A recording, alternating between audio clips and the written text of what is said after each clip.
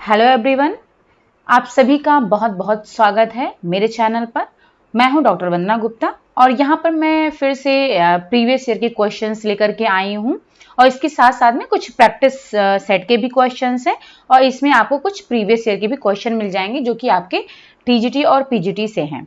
तो चलिए फिर इसको सॉल्व करते हैं फटाफट और कोशिश करते हैं कि ज़्यादा से ज़्यादा क्वेश्चन को हम सॉल्व कर सकें। अगर पसंद आए तो लाइक ज़रूर करें, सब्सक्राइब करें और शेयर करें और पूरे वीडियो को शुरू से लेकर के अंत तक जरूर से जरूर देखें क्योंकि सारे क्वेश्चंस इंपॉर्टेंट हैं। ओके, चलिए पहला क्वेश्चन है कि बजट का मुख्य उद्देश्य क्या है। ओके, तो बजट का मुख्य उद्देश्य पहला है कि आय व्यय का अनुमान करना या फिर व्यय अधिक करने की व्यवस्था है या फिर कीमती वस्तुएं खरीदने का उपाय है या फिर इनमें से कोई नहीं। तो इन चारों में से आपको आंसर करना है कि ए, बी, सी या फिर डी, इसमें से क्या होगा। तो बजट का मुख्य उद्देश्य है सबसे पहला वाला आंसर आय और व्यय का अनुमान करना, यानी कि कितना इनकम हो रहा है और कितना खर्चा हो रहा है, दोनों के बीच में जो बैलेंस करना होता है वही आपका बजट कहलाता है। यानी कि जब आप बजट बनाते हो तो कितना इनकम हो रहा है और कितना एक्सपेंडिचर हो रहा है, इसका जब आप अनुमान लगाते हो तभी आपका बैलेंस बनता है। ठीक है, और आपकी सेविंग होती है। फिर दूसरा क्वेश्चन है कि व्यय को प्रभावित करने वाला कारक कौन सा है। परिवार के सदस्यों की संख्या है या रहन सहन का स्तर है, गृहिणी की योग्यता एवं कुशलता है या फिर उपरोक्त सभी है। तो अब एक्सपेंडिचर यानी कि खर्चे को कौन कौन सा कारक प्रभावित करेगा। तो पहला है कि पारिवारिक सदस्यों की संख्या, ये भी प्रभावित करेगी। ठीक है, अब भाई जितने भी सदस्य होंगे जाहिर सी बात है उनकी अलग अलग रिक्वायरमेंट्स हैं, उनकी अलग अलग इच्छाएं हैं, तो इनके अकॉर्डिंग भी खर्चा करना होता है। रहन सहन का स्तर जैसा होता है, लो मीडियम हाई, जैसा आपका स्तर होगा, स्टेटस होगा, उसी के अकॉर्डिंग आप खर्चा करोगे। फिर आता है गृहिणी की योग्यता एवं कुशलता। तो ये भी आ जाता है क्योंकि गृहिणी की अगर योग्यता, वो अपनी जो है होम मैनेजमेंट जो है, अगर वो होम मैनेजमेंट करके चलती है, उसको मैनेज करके चलती है और जो है अपनी कुशलता का यूज करती है, अपनी योग्यता का यूज करती है, तो फिर जो है वो खर्चे को कम से कम कर सकती है। ठीक है, तो इस तरीके से ये एक्सपेंडिचर को ये भी प्रभावित करता है। तो इसमें सारे के सारे ऑप्शन सही हैं, यानी कि उपरोक्त सभी होगा इसका आंसर। चलिए अब आते हैं नेक्स्ट क्वेश्चन पर। तो तीसरा क्वेश्चन है कि वह कोई भी समय जो कर्तव्यों के निर्वहन के अलावा अन्य गतिविधियों में उपयोग किया जाता है, ठीक है, उसे क्या कहते हैं। तो ये क्वेश्चन है, चलिए आंसर बताइए कि वह कोई भी समय जो कर्तव्यों के निर्वहन, इसका मतलब है कर्तव्यों का मतलब है जो कि आपकी रिस्पॉन्सिबिलिटी है एक घर में, चाहे वो मेल हो या फिर फीमेल हो, चाहे वो हस्बैंड हो या फिर वाइफ हो या फिर घर का कोई भी सदस्य हो, उसका जो भी कर्तव्य होता है, जो भी उसके पास रिस्पॉन्सिबिलिटी होती है उसके घर में करने के लिए, जब वो अपनी रिस्पॉन्सिबिलिटी कंप्लीट कर लेता है, यानी कि मान लीजिए एक हम फीमेल की बात कर ले, वाइफ की बात करते हैं, तो फिर उसमें क्या होता है कि उन्हें खाना बनाना है, बच्चों को स्कूल भेजना है, उनकी टिफिन तैयार करनी है, कपड़े धुलने हैं, कपड़े फैलाने हैं, उसके बाद में बहुत सारे काम रहते हैं। ठीक है, तो जब वो अपना सारा काम कंप्लीट कर लेती है, उसके बाद में जो अन्य, इसके अलावा फिर अन्य गतिविधियों में जो टाइम का उपयोग किया जा रहा है, यानी कि जो टाइम बच जा रहा है 24 घंटे में से उसका, तो वो जो है अब अन्य गतिविधियों का मतलब इसमें ये है कि एंजॉय, अपने रुचि के अनुसार जो उसमें काम करती हैं या फिर अपने एंजॉयमेंट के लिए जो काम कर रही हैं, तो जरूरी नहीं है कि वो काम ही करें, हो सकता है उन्हें जो है आराम करना पसंद है, थकान लगेगी तो आराम भी कर सकते हैं। ठीक है, या फिर किसी को थोड़ा सा वो रिलैक्स होना है तो म्यूजिक सुन लिया, या फिर कोई भी काम, जो भी काम करते हैं कर्तव्यों के निर्वहन के अलावा, तो वो समय क्या कहलाता है। थकान, परिश्रम, फुर्सत या फिर खेल का समय। तो थकान तो होगा नहीं, परिश्रम भी नहीं होगा, खेल का समय भी नहीं होगा, तो एक इसमें जो राइट आंसर होगा वो फुर्सत का समय। कहते नहीं कि अगर भाई ये तो फुर्सत में है, तो फुर्सत में ही रहते हैं जब इंसान, तब फिर वो अपनी रुचि के अनुसार काम करता है। ठीक है, अब यहाँ पर चौथा क्वेश्चन है कि भारतीय बहुउद्देशीय भोजन को डैश किसके द्वारा तैयार और विपणन किया जाता है। CFTRI के द्वारा, NIN के द्वारा, WHO के द्वारा, यूनिसेफ के द्वारा। तो चूंकि भारतीय बहुउद्देशीय भोजन को तैयार करना और उसकी मार्केटिंग करना, तो WHO वर्ल्ड हेल्थ ऑर्गेनाइजेशन, ये तो आपके हेल्थ से रिलेटेड है, यूनिसेफ भी हेल्थ से, बच्चों की हेल्थ से रिलेटेड है। ठीक है, और ये दोनों इंटरनेशनल लेवल पर हैं। फिर आ गया CFTRI और NIN जो कि आपका नेशनल लेवल पर है। तो निन है, निन में क्या है कि आप ये नेशनल इंस्टीट्यूट ऑफ न्यूट्रिशन है जिसमें कि मेंबर्स आप इसके बन सकते हो, तो इसमें ये भी होता है। ठीक है, मेंबर्स कर बन सकते हो इसमें। जो है समय समय पर बहुत अच्छी अच्छी चीज़ें ऑर्गेनाइज होती रहती हैं, तो उसमें आप पार्टिसिपेट कर सकते हो, जैसे कि सेमिनार हो गया या फिर कॉन्फ्रेंस हो गया, तो ये सब चीज़ें एक्टिविटी करवाते रहते हैं। और जो CFTRI यहाँ पर एनालिसिस का काम होता है, ठीक है, और उसके साथ साथ में भारतीय बहुउद्देशीय भोजन को CFTRI के द्वारा ही तैयार किया जाता है और उसका विपणन का मतलब है मार्केटिंग की जाती है। ओके, चलिए अब आते हैं नेक्स्ट क्वेश्चन पर। तो नेक्स्ट क्वेश्चन है, विभिन्न स्वयंसेवी संस्थाएं सामुदायिक स्वास्थ्य उत्थान हेतु कौन कौन सी संस्थाएं कार्यरत हैं? यानी कि जो स्वयंसेवी संस्थाएं हैं, जिन्हें आप बोल सकते हो NGO भी कह सकते हो, नॉन गवर्नमेंट ऑर्गेनाइजेशन। तो जो स्वयंसेवी संस्थाएं हैं वो जो सामुदायिक स्वास्थ्य के उत्थान के लिए काम करती हैं वो कौन कौन सी हैं? तो एक तो है आपका भारतीय रेड क्रॉस समाज एवं भारत सेवक समाज, दूसरा है कस्तूरबा मेमोरियल फंड एवं हिंद कुष्ठ निवारण संघ, तीसरा है भारतीय बाल कल्याण परिषद एवं अखिल भारतीय नेत्रहीनता उन्मूलन समाज, और चौथा है उपर्युक्त सभी। तो इन चार में से आपको बताना है कि कौन सा होगा, A, B, C या फिर D। यहां पर पूछा है कौन कौन से NGO हैं जो कि सामुदायिक स्वास्थ्य के उत्थान के लिए काम करते हैं। ठीक है, तो इसमें सारे के सारे ऑप्शन आ जाएंगे, यानी कि सभी जितने NGO हैं सभी जो कम्युनिटी हेल्थ की उसकी इंप्रूवमेंट के लिए काम करते हैं। ओके, तो इसमें सारे के सारे आ जाएंगे। चलिए अब आते हैं नेक्स्ट क्वेश्चन पर।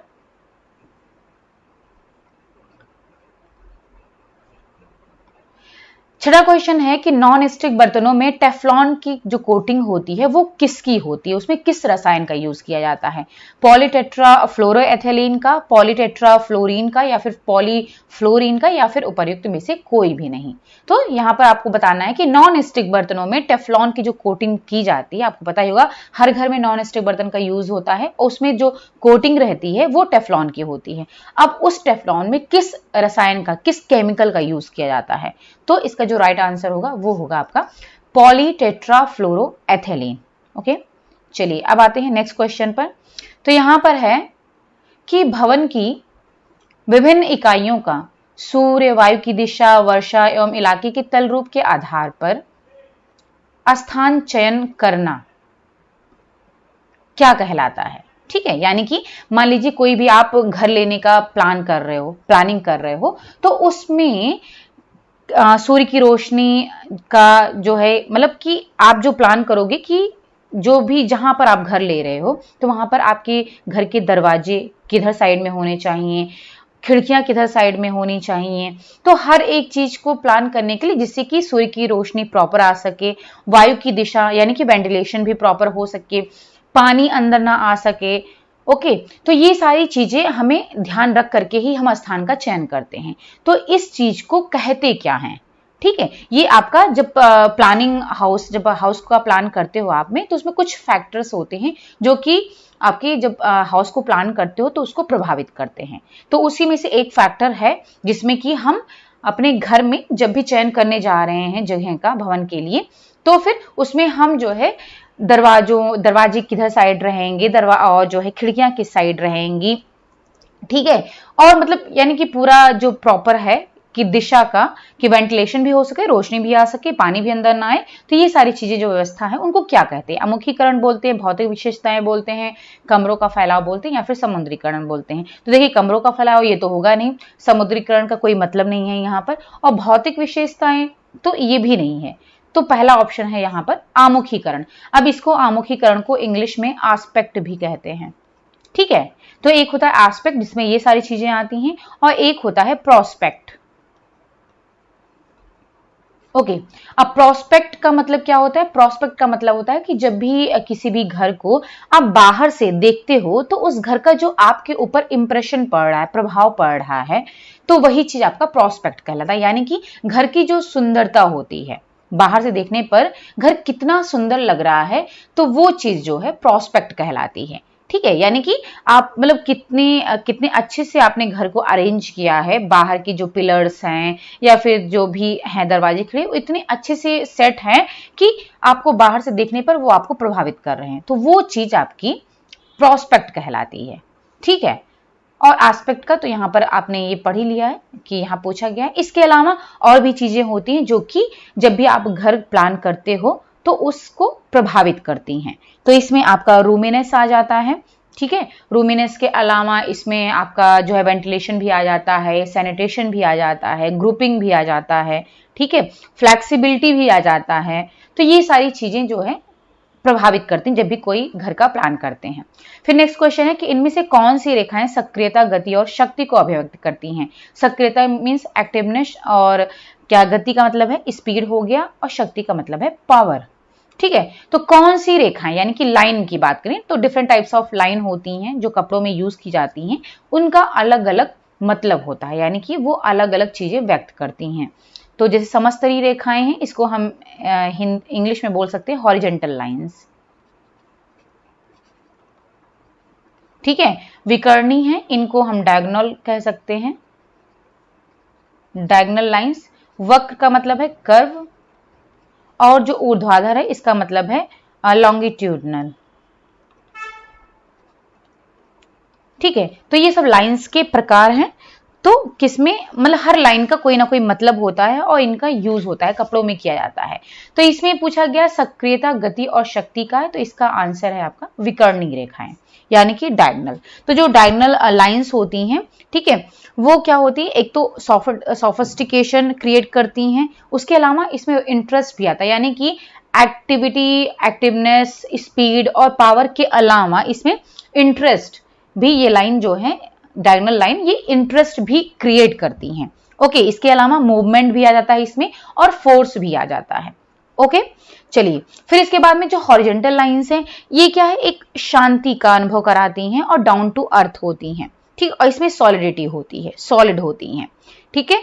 और ये अगर कपड़ों में यूज करने की बात हो तो हॉरिजेंटल लाइंस का यूज कहां कहां पर होता है, तो जो कपड़ों में पाइपिंग लगाई जाती है वहां पर इनका यूज होता है, कॉलर में इनका यूज होता है, बटन में, योक में और लेस में इनका यूज किया जाता है, ठीक है। उसके अलावा जो कर्व लाइंस है, यानी कि जो वक्र रेखाएं हैं, ये क्या है कि ये तो चूंकि कर्व है यानी कि सर्कुलर मोशन में होती हैं, ठीक है। और तो ये क्या होती है, एक सॉफ्टनेस प्रोवाइड करती हैं, ग्रेसफुलनेस प्रोवाइड करती हैं। ओके, तो और ये कहां कहां पर यूज की जाती हैं, जैसे कि कॉलर में हो गया, कफ में हो गया, योक में हो गया, नेक लाइन में हो गया, बटन है, पाइपिंग, टेप, तो यहां पर जो है वक्र रेखाएं होती हैं। ओके, क्योंकि ये सर्कुलर फीलिंग क्रिएट करती हैं। उसके बाद में लॉन्गिट्यूडनल है, जो ऊर्ध्वाधर रेखाएं हैं, तो ये एक डिग्निटी और मजबूती, स्ट्रांगनेस, डायरेक्शन और डिसिप्लिन, इसको शो करती हैं आपकी जो लॉन्गिट्यूडनल लाइंस होती हैं। ओके, चलिए, तो ये आपके एलिमेंट्स में ही आ जाते हैं, जो एलिमेंट्स हैं उसमें आपका एक एलिमेंट्स है लाइन, तो लाइन में ये टाइप्स ऑफ लाइन है। ओके, और एलिमेंट्स में तो आपके 5 एलिमेंट होते हैं, line, colour, form, texture and size. चलिए अब आते हैं नेक्स्ट क्वेश्चन पर। पर्यावरण की किस परत पर ओजोन के अणु मौजूद होते हैं, तो यहां पर है कि एक्सोफेयर है, एक्सोस्फेयर है, मीजोस्फेयर है, ट्रोपो, ये ट्रोपो है, ठीक है, ट्रोपोस्फेयर है, या फिर स्ट्रेटोस्फेयर है। तो ये क्या है, आपके वायुमंडल की परतें हैं, ठीक है। तो इसमें पूछा गया है कि वायुमंडल की यानी कि पर्यावरण की किस परत पर ओजोन के अणु मौजूद होते हैं। तो चलिए मैं इसका आपको एक पिक्चर दिखा देती हूँ, उसके माध्यम से तो आपको क्लियर हो जाएगा। तो यहां पर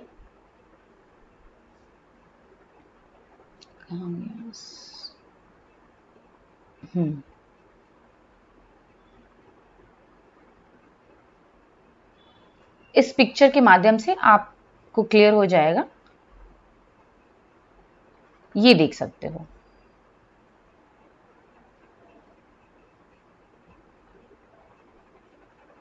ये परत का नाम है, ऊंचाई है, और ये प्रमुख उसकी विशेषताएं हैं, ठीक है।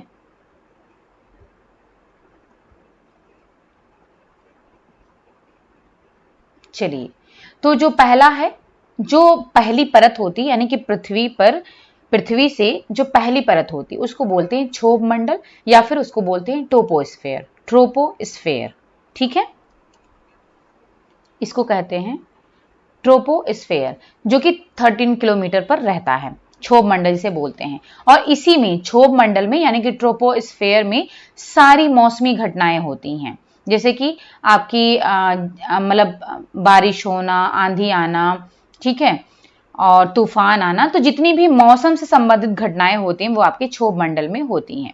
और इसमें जो है ऑक्सीजन का अधिकांश भाग इसमें पाया जाता है और अधिकांश गैसें, जलवाष्प, धूल कण यही मिलते हैं। ठीक है,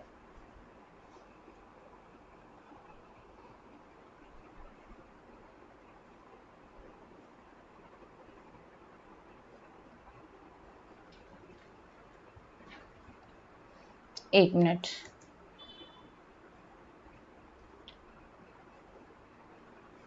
फिर उसके बाद में दूसरा है समताप मंडल, जिसे कि स्ट्रेटोस्फेयर बोलते हैं, जो कि 13 से लेकर के 50 किलोमीटर पर होता है। तो इसमें क्या होता है, इसमें ओजोन गैस पाई जाती है जो कि सूर्य की हानिकारक किरणों से हमारी रक्षा करती है। ओके, फिर आता है आपका मध्य मंडल, जिसे कि मीजोस्फेयर बोलते हैं। ये 50 से 80 किलोमीटर पर होता है और अंतरिक्ष से आने वाले उल्कापिंड जो है वो इस परत में जल जाते हैं। फिर आता है आपका आयन मंडल, जिसे कि आयनोस्फेयर बोलते हैं। ये 80 से 400 किलोमीटर पर होता है और जो रेडियो तरंगों का परावर्तन है वो इसी परत में होता है। ओके, फिर आपका ये है लास्ट बहिर्मंडल, जो कि 400 किलोमीटर से ऊपर की परत होती है। इसको एक्सोस्फेयर बोलते हैं।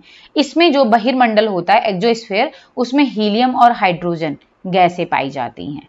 ओके, तो ये हो गया इसके बारे में। ठीक है, तो आपको यहां पता चल गया ट्रोपोस्फेयर, जिसे कि हम क्षोभ मंडल बोल रहे हैं, जहां पर सारी मौसमी घटनाएं हो रही हैं। ठीक है, फिर उसके बाद में स्ट्रेटोस्फेयर, जहां पर ओजोन की परत होती है, ठीक है, जो हमारी रक्षा कर रही है। फिर मेजोस्फेयर होता है और ये एक्सोस्फेयर होता है। ठीक है, तो अब जो है इसको मध्य मंडल और इसको जो है जो बहिर्मंडल बोलते हैं, स्ट्रेटोस्फेयर को समताप मंडल कहते हैं। तो यहां पर आपको पता ही चल गया पर्यावरण की किस परत पर ओजोन के अणु मौजूद होते हैं। तो इसका आंसर होगा स्ट्रेटोस्फेयर, यानी कि समताप मंडल पर। ओके, अब यहां पर नेक्स्ट क्वेश्चन है कि अम्लीय वर्षा का संभावित पीएच कितना होता है। एसिड रेन का संभावित पीएच पूछ रहा है, कितना होता है। हो सकता है 4.2, 7.2, 5.8 या फिर 7.6। तो इसका राइट आंसर है 4.2।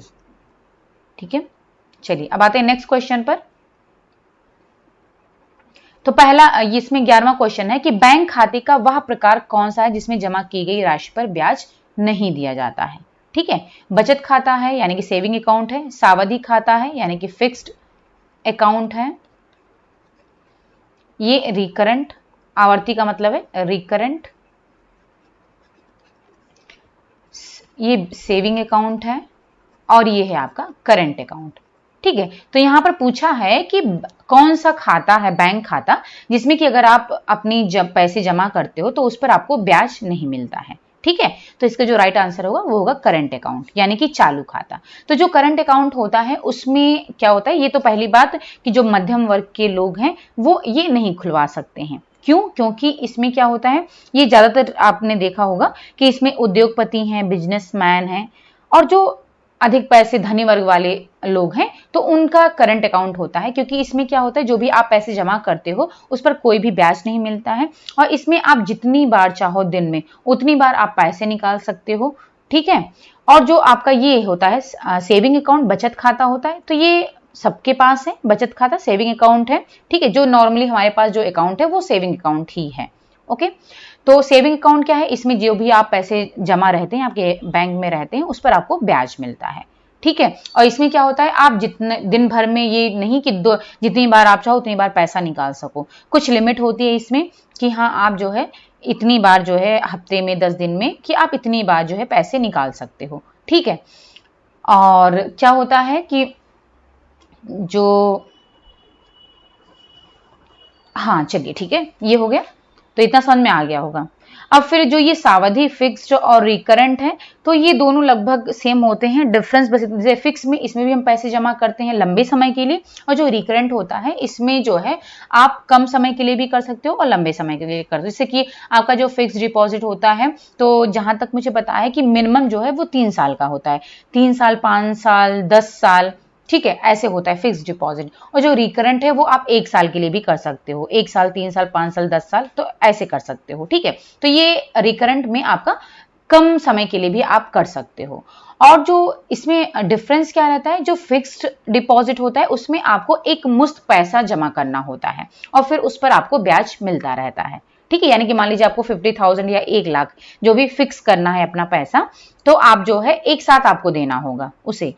रिकरेंट में क्या है कि आप थोड़ा थोड़ा करके जो है पैसे जमा कर सकते हो और वो आपका फिर फिक्स हो जाएगा, यानी कि उस पर रिकरेंट में भी ब्याज मिलता है, फिक्स में भी ब्याज मिलता है। लेकिन डिफरेंस बस यही होता है कि फिक्स में आपको एक साथ पैसे देने होते हैं और आप लंबे समय के लिए करते हो, और जो रिकरेंट है उसमें आप थोड़े थोड़े पैसे जमा कर सकते हो उसमें, और वो भी आपका फिक्स्ड ही रहता है, उस पर भी ब्याज मिलता है आपको। लेकिन हाँ, जो रिकरेंट में है उसमें जो ब्याज मिलता है वो फिक्स के कंपैरिजन में थोड़ा कम ही रहता है, और चूंकि अलग अलग बैंक के अकॉर्डिंग अलग अलग इंटरेस्ट रेट रहता है। ओके, चलिए ये हो गया। अब आते हैं 12 क्वेश्चन पर कि माली की सेवा मजदूरी है जबकि बैंक मैनेजर की सेवा है, यानी कि माली जो सेवा कर रहा है, जो काम कर रहा है, वो उसकी मजदूरी होती है, जबकि जो बैंक मैनेजर है वो जो काम करता है, जो सेवा प्रदान कर रहा है, तो वो क्या है? बैंक मैनेजर की सेवा के बदले उसे क्या मिलती है? ठीक है, माली की सेवा के बदले मजदूरी मिल रही है उसको, और बैंक मैनेजर की सेवा के बदले क्या मिलेगा? तो इसमें पुरस्कार है, ऋण है, वेतन है और बोनस है। ठीक, तो देखिए गिफ्ट तो मिलेगा नहीं, और ऋण की कोई बात ही नहीं है यहाँ पर, और बोनस, बोनस तो जो आप एक्स्ट्रा वर्क करते हो तब बोनस मिलता है, तो यहाँ पर बचा सैलरी यानी कि वेतन। तो बैंक मैनेजर जो काम कर रहा है, जो भी सेवा प्रदान कर रहा है बैंक को और जो है लोगों को, तो उसके बदले उसको वेतन मिलता है यानी कि सैलरी मिलती है। चलिए अब आते हैं नेक्स्ट क्वेश्चन पर। 13 क्वेश्चन है कि गृह विज्ञान विषय अपने शुरुआत चरण में इनमें से क्या कहा जाता था? पारिवारिक विज्ञान, घरेलू, मानव या फिर सामाजिक विज्ञान? तो देखिए सामाजिक विज्ञान तो होगा नहीं, सोशल साइंस होता नहीं होगा, मानव विज्ञान भी नहीं होगा, मानव विज्ञान तो फिजियोलॉजी में आ जाता है। पारिवारिक विज्ञान, तो ये पर्टिकुलर पारिवारिक विज्ञान आपका फैमिली रिसोर्स मैनेजमेंट से रिलेटेड हो जाएगा, तो पर्टिकुलर एक ब्रांच हो जाएगी होम साइंस की। लेकिन तो यहाँ पर क्या होगा राइट आंसर? वो होगा आपका घरेलू विज्ञान, डोमेस्टिक साइंस। तो गृह विज्ञान अपने शुरुआती चरण में घरेलू विज्ञान कहा जाता था। ओके, अब 14 क्वेश्चन है कि बाल कल्याण सेवाओं में स्वास्थ्य निरीक्षक, जन स्वास्थ्य नर्स तथा चिकित्सा अधिकारी से संपर्क स्थापित करने में किसका सहयोग प्रमुख होता है? ठीक है, यानी कि बाल कल्याण जो सेवाएं होती हैं उनमें जो स्वास्थ्य निरीक्षक हैं, जन स्वास्थ्य नर्स हैं और जो चिकित्सा अधिकारी हैं, तो उनसे संपर्क करने में आप किसका सहयोग लोगे? जिनका सहयोग प्रमुख होता है, यानी कि उनके सहयोग से काम हो सकता है। अंचलाधिकारी, सहायक नर्स, मिडवाइफ है, या फिर पशु चिकित्सा अधिकारी, कृषि पदाधिकारी? तो देखिए पशु चिकित्सा अधिकारी का यहाँ पर कोई मतलब ही नहीं है, बच्चे के लिए बाल कल्याण सेवा के लिए है, तो ये तो होगा ही नहीं। कृषि पदाधिकारी का भी यहाँ पर कोई रोल नहीं है, अंचलाधिकारी भी नहीं होगा, तो बचा आपका सहायक नर्स, मिडवाइफ। तो इनकी सहायता से आप बाल कल्याण सेवाओं में इनकी से संपर्क कर सकते हो। ठीक है, चलिए अब आते हैं नेक्स्ट क्वेश्चन पर। तो नेक्स्ट क्वेश्चन है कि थोड़ा छोटा कर देती हूं मैं। ओके, तो इसमें है 15 क्वेश्चन है कि व्यक्तिगत समस्याओं के साथ साथ राष्ट्रीय समस्याओं के निदान, जैसे कि जनसंख्या वृद्धि, रोग, चेचक, मलेरिया उन्मूलन, ओके, मलेरिया उन्मूलन और पर्यावरण सुरक्षा, सिंचाई एवं दवा वितरण, वयस्क शिक्षा, जन शिक्षा, पोषण संबंधी समस्याएं, स्त्री शिक्षा और टीकाकरण, जनमत आदि तक पहुंचाना किसका उद्देश्य है? औपचारिक शिक्षा का, अनौपचारिक शिक्षा का, औपचारिक और अनौपचारिक दोनों का, या फिर उपर्युक्त में से कोई नहीं? औपचारिक का मतलब है फॉर्मल एजुकेशन, ठीक है, और अनौपचारिक का मतलब है इनफॉर्मल। ओके,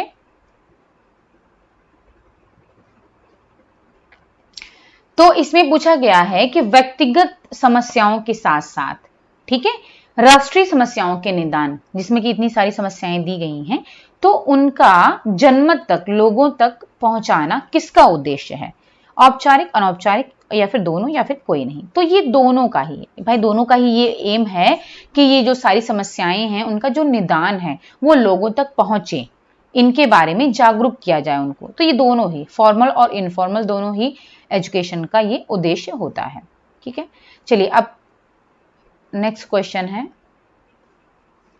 16 क्वेश्चन है कि बाल मनोविज्ञान वह वैज्ञानिक अध्ययन है जो व्यक्ति के विकास का अध्ययन गर्भकाल के प्रारंभ से किशोरावस्था की प्रारंभिक अवस्था तक करता है। तो ये किसने कहा ये चीज? मतलब इसमें जेम्स ड्रेवर हैं, एच.जे. आइजैक हैं, क्रो एंड क्रो हैं और ई.बी. हरलॉक हैं। ठीक है, तो इसमें से इन चारों में से किसने ये बात कही है कि बाल मनोविज्ञान वह वैज्ञानिक अध्ययन है जो व्यक्ति के विकास का अध्ययन गर्भकाल के प्रारंभ से किशोरावस्था की प्रारंभिक अवस्था तक करता है। ठीक है, ये किसने कहा है? तो इसका जो राइट आंसर है वो होगा आपका क्रो एंड क्रो ने ये चीज कही है। ओके, फिर 17 क्वेश्चन है कि प्रारंभिक किशोरावस्था का समय क्या है? 10 से 12 साल, 12 से 15 साल, 11 से 17 साल या फिर 8 से 12 साल। तो इसका जो राइट आंसर है प्रारंभिक किशोरावस्था, ठीक है, वो है आपकी 12 से 15 साल होती है। ठीक है, और जो 11-17 साल दिया है तो यहां पर आप मानकर चलो कि लगभग 12 से लेकर के 20, 18 या 20 जो टाइम होता है वो ओवरऑल किशोरावस्था का समय होता है। ठीक है, यानी कि जैसे 0 to 6 तो आपका अर्ली चाइल्डहुड होता है, 0 to 2 आपका इन्फेंसी होता है, 2 से 6 साल का जो होता है पीरियड वो अर्ली चाइल्डहुड का होता है, 6 से 12 आपका लेट चाइल्डहुड होता है।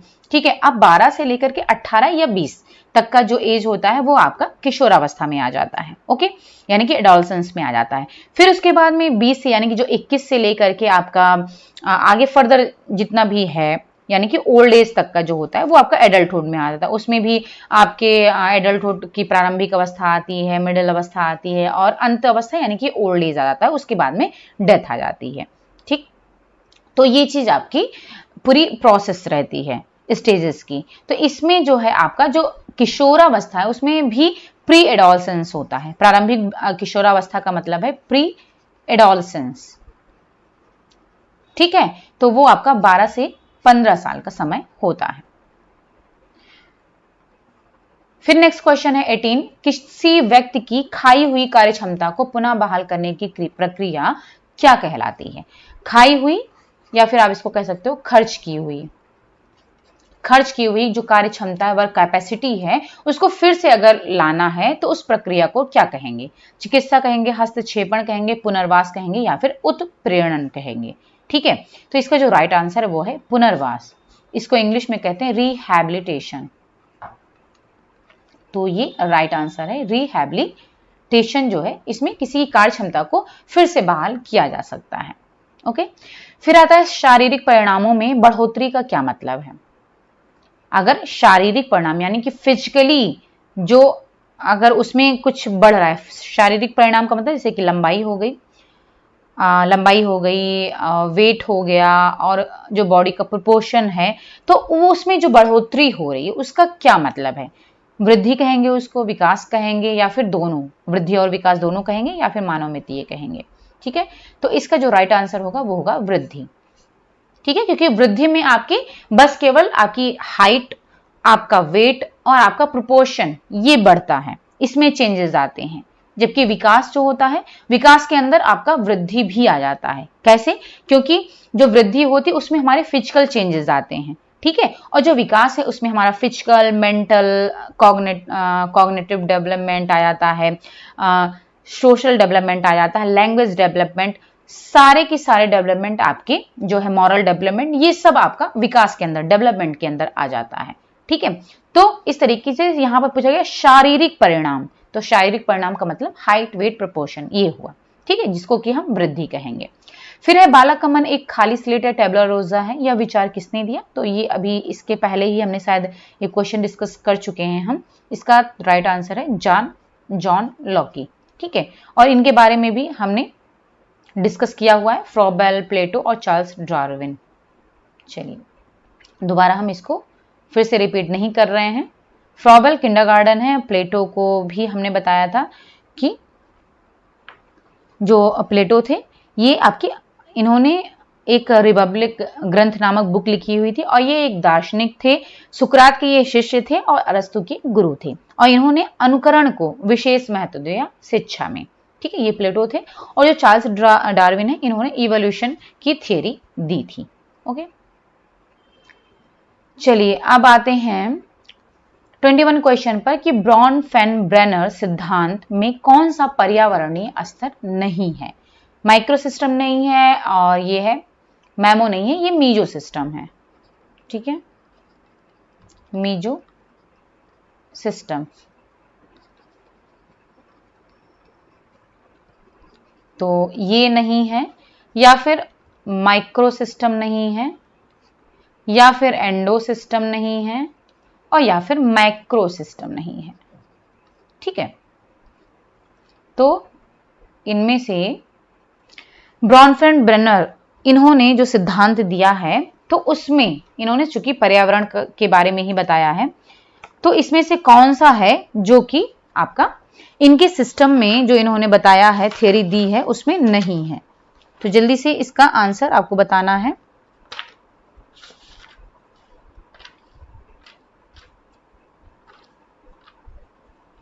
ओके, चलिए फिर मैं इसका राइट आंसर बता देती हूं। इसका राइट आंसर होगा आपका एंडो सिस्टम। ठीक है, इन्होंने जो सिद्धांत दिया है, इन्होंने इकोलॉजिकल थियरी दी हुई है। ठीक है, इनकी थियरी को इकोलॉजिकल थियरी बोलते हैं, इकोलॉजिकल थियरी कहते हैं। ठीक है, यानी कि इन्होंने पर्यावरण के स्तर के बारे में बताया है। तो इसमें इन्होंने एक तो माइक्रो सिस्टम, दूसरा इन्होंने मीजो सिस्टम बताया है, और तीसरा एक और सिस्टम इन्होंने बताया है, वो है एक्सो सिस्टम, और चौथा जो है ये है मैक्रो सिस्टम। ओके, तो ये 4 सिस्टम इन्होंने बताए हैं, जिसमें से एंडो सिस्टम नहीं है। फिर 22 क्वेश्चन है कि मानव जाति के कितने जोड़े क्रोमोसोम होते हैं। तो ये बहुत ही सिंपल सा क्वेश्चन है, आप सभी को पता होगा। 20, 90 ये सब तो होते नहीं। अच्छा, 23 और 46 में कंफ्यूजन हो सकती है, लेकिन यहां पर ध्यान दीजिएगा कि इसमें पूछा गया है कितने जोड़े, पेयर पूछा है। ठीक है, तो जब पेयर पूछा है तो हो जाएगा आपका 23 पेयर्स होते हैं। और अगर यहां पर जोड़े ना पूछा होता, पूछता कि मानव जाति में कितने क्रोमोसोम होते हैं, सिर्फ पूछता कितने क्रोमोसोम, तो फिर आप 46 आंसर करते। लेकिन चूंकि यहां पर पेयर पूछ लिया है, जोड़ा पूछा है, तो 23 देना है आपको आंसर। फिर 23 क्वेश्चन है कि थकान दूर करने के क्या उपाय हैं। कमरे के तापमान मौसम के अनुरूप होना, या फिर आसपास का वातावरण शांत होना, या फिर कोई भी कार्य लंबे समय तक नहीं करना, या फिर कोई भी कार्य ना करना। ठीक है, तो आप थकान कैसे दूर कर सकते हो, तो इसका जो परफेक्ट आंसर है वो है सी, कोई भी कार्य लंबे समय तक नहीं करना। यानी कि जब भी आप कोई भी काम लंबे समय तक करते रहते हो तो आपको थकान महसूस होती है। अगर आप उसमें ब्रेक ले लेकर के काम करते हो, ठीक है, लगातार उस काम को नहीं करते हो, तब जो है आप थकान को दूर कर सकते हो। तो ये बेस्ट आंसर है। आपको फिजिकली और मेंटली दोनों ही जो है रिलैक्स मिलेगा अगर आप लगातार काम नहीं करते हो। फिर है किस उम्र के बच्चे के लिए नवजात शब्द प्रयुक्त किया जाता है। नवजात का मतलब है नियोनेट। ओके, 6 सप्ताह से 1 वर्ष तक के बच्चे के लिए, जन्म से 4 सप्ताह तक के लिए, जन्म से 1 वर्ष तक के, जन्म से 2 वर्ष तक के बच्चे के लिए। तो जो नवजात शब्द है वो जन्म से 4 सप्ताह तक के जो बच्चे होते हैं उनको नियोनेट यानी कि नवजात कहा जाता है, और जन्म से जो 2 वर्ष तक के बच्चे होते हैं उनको इन्फेंट कहते हैं। इन्फेंट या फिर शैशव, शैशवावस्था बोलते हैं।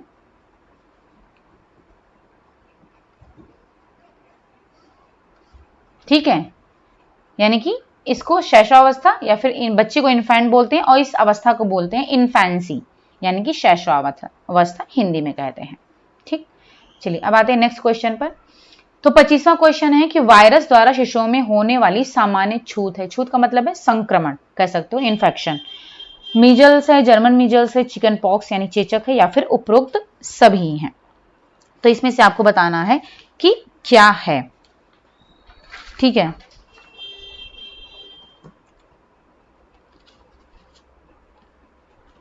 तो इसमें जो है वायरस के द्वारा शिशुओं में होने वाला जो सामान्य संक्रमण है वो है आपका सारे हैं, यानी कि ये जितने भी हैं मीजल्स, जर्मन मीजल्स और चिकन पॉक्स, ये सारे वायरस से होने वाले जो है संक्रमण है। ठीक है, तो सारे आ जाएंगे। अब जो मीजल्स है वो किस वायरस से होता है, उसका नाम है मॉर्बिली वायरस। ठीक है, ये इस वायरस से होता है। और जो चेचक यानी कि चिकन पॉक्स, ये होता है वेरिसेला जोस्टर। वायरस, शॉर्टकट में इसको बोलते हैं VZV।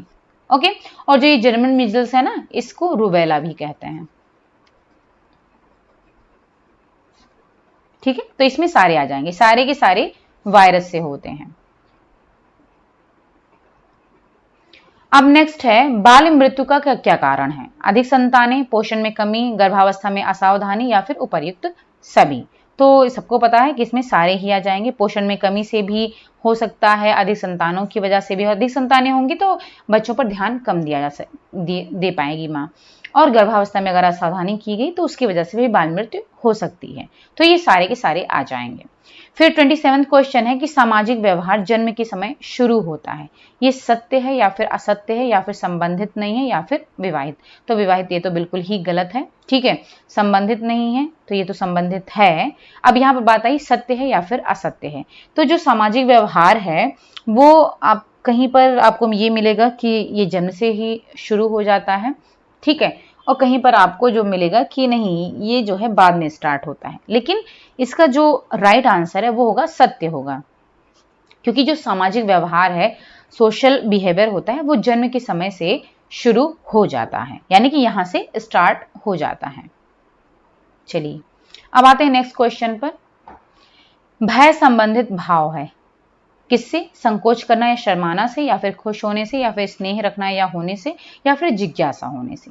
भय का किससे संबंध होता है, मतलब किस भाव से संबंध होता है? तो इसका राइट आंसर है संकोच करना या फिर शर्माना। यानी कि जब भी आप संकोच करते हो या शर्माते हो तो इसका मतलब है कहीं ना कहीं आप उस चीज से डर रहे हो, आपको उस चीज का भय है, इस वजह से आप कोई भी चीज करने में संकोच कर रहे हो। ठीक है, फिर 29 क्वेश्चन है कि ज्यादातर बच्चे कौन सी उम्र में दो शब्दों के वाक्य बोलने लगते हैं? 6 से 12 महीने में, 12 से 15 महीने में, 15 से 18 महीने में, या फिर 18 से 24 महीने में। तो देखिए जो बच्चे 6 से 12 महीने वाले होते हैं वो तो बस केवल एक अक्षर का हम बोल सकते हैं, एक अक्षर के दो अक्षर वाले शब्द बोल सकते हैं। दो अक्षर वाले यानी कि जैसे मम्मा, पापा, इस टाइप के बोलते हैं 6 से 12 महीने में बच्चे। लेकिन जो दो शब्द की बात आ रही है यहाँ पर, दो शब्द का मतलब हो गया जैसे बच्चे बोलते हैं मम्मा वाटर, या फिर पापा घुम्मी, तो ऐसा बच्चे बोलते हैं। ठीक है, तो ये जो है आपका 18 से 24 महीने में, यानी कि 1.5 से लेकर के 2 साल में दो शब्द के वाक्य बोलने लगते हैं, यानी कि छोटे छोटे जो सेंटेंस होते हैं टूटे फूटे वो बोलने लगते हैं, और उसी जो दो शब्द के वाक्य होते हैं उसी में उनका पूरा सेंटेंस कंप्लीट हो जाता है। चलिए अब नेक्स्ट क्वेश्चन है कि बुद्धि लब्धि यानी कि IQ का समीकरण किसने विकसित किया?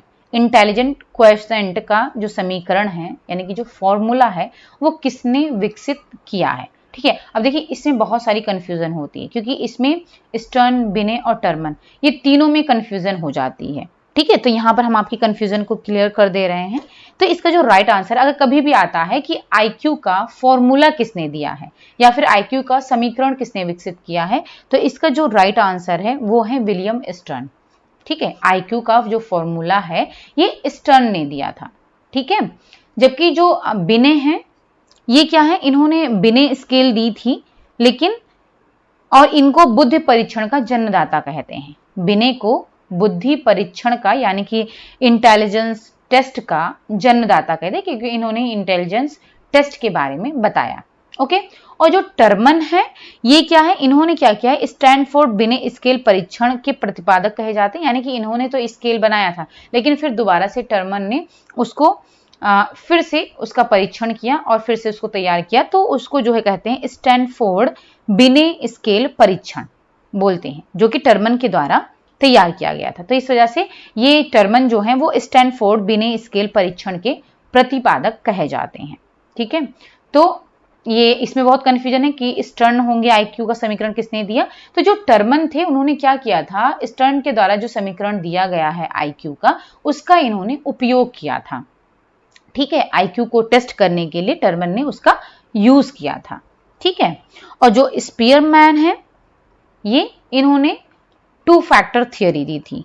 ओके, दो फैक्टर यानी कि दो कारक सिद्धांत जिसे बोलते हैं, तो ये स्पीयरमैन ने दिया हुआ था। ओके,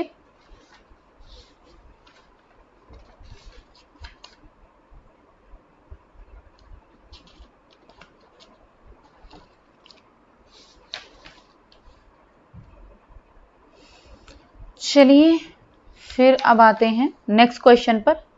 हाँ, स्पीयरमैन ने दो तत्व सिद्धांत दिया है, दो तत्व सिद्धांत, या फिर इसे हम कह सकते हैं टू फैक्टर थियरी। ठीक है, दो तत्व सिद्धांत या फिर two factor theory. Two factor theory ये स्पीयरमैन के द्वारा दी गई है। ठीक है, जिसमें इन्होंने दो बुद्धि के बारे में बताया। जो दो फैक्टर इन्होंने बताए उसमें एक था सामान्य बुद्धि, जिसको इन्होंने जी बोला, और दूसरा विशिष्ट बुद्धि। सामान्य बुद्धि और विशिष्ट बुद्धि, इसके बारे में इन्होंने बताया। और इन्होंने कहा जो सामान्य बुद्धि वो उनमें होती जिनमें सामान्य योग्यता होती है, और विशिष्ट बुद्धि वाले जो होते हैं उनमें विशिष्ट योग्यता होती है। ठीक है, चलिए, तो ये चीज इन्होंने बताई थी। अब आते हैं नेक्स्ट पर। बालक का मानसिक स्वास्थ्य किस पर निर्भर करता है? परिवार पर, विद्यालय पर, समुदाय पर, या फिर इन सभी पर निर्भर करता है? तो देखिए, बालक का जो मानसिक स्वास्थ्य है, तो विद्यालय बच्चे जाते हैं तो वहां पर खुशी रहते हैं, खेलते हैं, कूदते हैं, खाते हैं, पीते हैं, पढ़ाई करते हैं, तो वहां पर वो मेंटली अफेक्टेड नहीं होते हैं। और समुदाय का प्रभाव कब पड़ेगा? जब वो बड़े होंगे।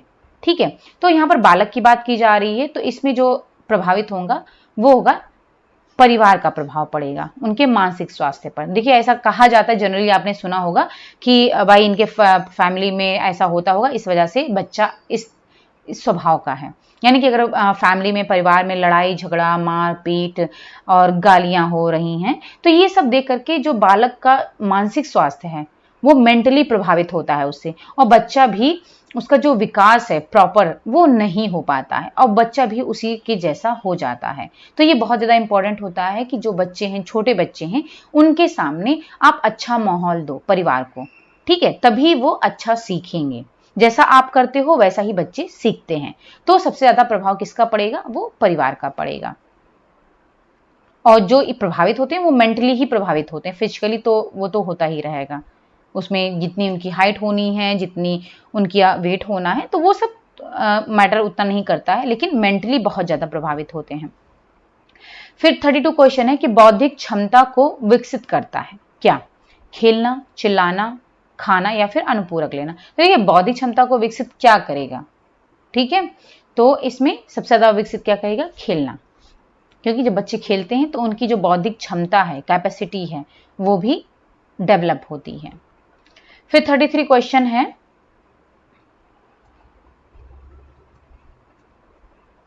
खेल क्या है? वो क्रिया जिसका कोई विशिष्ट उद्देश्य नहीं होता, वह क्रिया जो आनंदप्रद है, वह क्रिया जो समयबद्ध हो या आवश्यक नहीं है, या फिर उपर्युक्त सभी? तो आप सभी को पता है कि खेल में क्या होगा आंसर? उपर्युक्त सभी हो, क्योंकि ये ऐसी क्रिया है जिसका कोई भी उद्देश्य नहीं होता है, विशिष्ट उद्देश्य नहीं होता है, और ये आनंदप्रद होती है। ठीक है, साथ साथ में इसमें जो समयबद्ध जो क्रिया है वो समयबद्ध हो, ये भी आवश्यक नहीं है। तो हम जब खेलते हैं तो कोई टाइम की लिमिट नहीं होती है। ओके, फिर 34 क्वेश्चन है कि 6 से 12 वर्ष की अवस्था में बालकों के व्यक्तित्व पर सबसे अधिक प्रभाव किस चीज का पड़ता है? 6 से 12 वर्ष की जो अवस्था होती है, जिसे कि हम लेट चाइल्डहुड कहते हैं, लेट चाइल्डहुड, जैसे कि हिंदी में पश्च बाल्यावस्था कहते हैं। ठीक है, तो इस टाइम पर जो बालक का व्यक्तित्व है, पर्सनालिटी है, उस पर सबसे ज्यादा प्रभाव किसका पड़ेगा?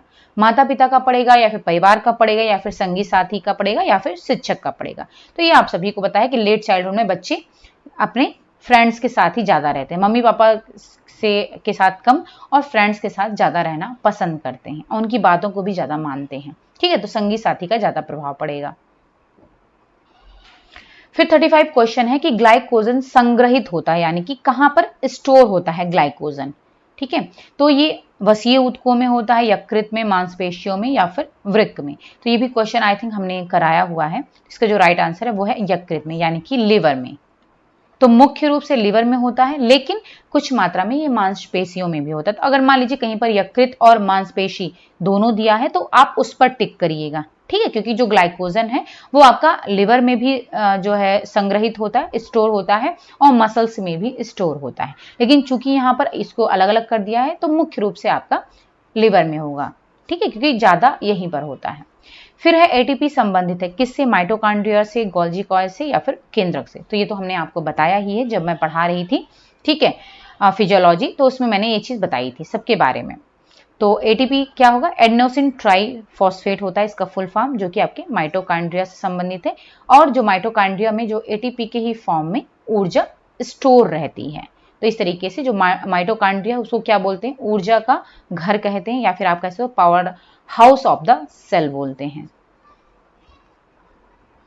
ऊर्जा का घर या फिर power house of the cell कहते हैं इसको, क्योंकि यहीं पर ऊर्जा होती है।